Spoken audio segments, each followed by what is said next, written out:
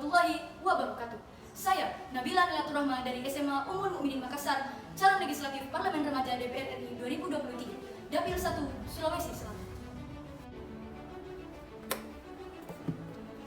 Dari tahun ke tahun, angka kasus pernikahan dini semakin meningkat di negara-negara berkembang, apalagi di sudut terpencil. Kasus ini terjadi di daerah pedesaan maupun perkotaan dengan berbagai latar belakang, salah satunya ekonomi. Berdasarkan data UNICEF per akhir tahun 2022, Indonesia berada di peringkat ke-8 di dunia dan kedua di ASEAN dengan total hampir 1,5 juta kasus pernikahan dini. Dari data Pengadilan Agama, atas permohonan pengajuan kasus dispensasi perkawinan anak sebanyak 65.000 kasus dan pada tahun 2022 sebanyak 55.000 kasus pengajuan. Di Indonesia, setiap tahunnya 1,5 anak-anak perempuan telah menikah dini, yang artinya angka tersebut setara dengan gadis yang menikah setiap 2 detiknya.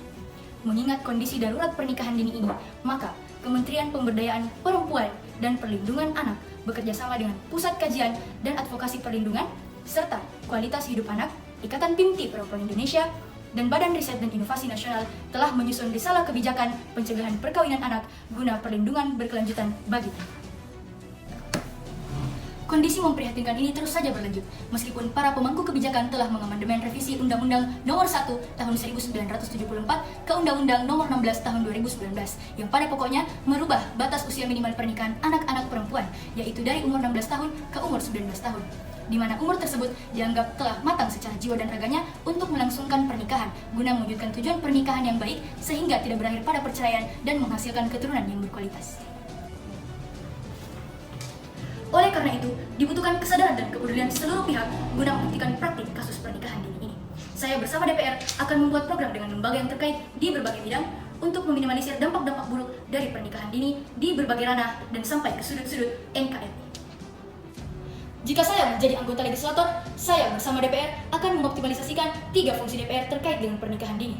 Pertama, fungsi legislasi. Saya akan memperkuat kembali Undang-Undang Nomor 16 Tahun 2019 tentang batas usia minimal pernikahan, serta memasifkan syarat administrasi kependudukan keluarga cukup umur.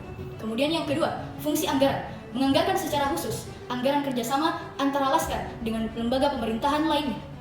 Kemudian yang ketiga, fungsi pengawasan. Saya bersama DPR akan melakukan pengawasan secara langsung terhadap otonomi-otonomi daerah dan kerjasama antara Laskar dan lembaga pemerintahan terkait secara keseluruhan.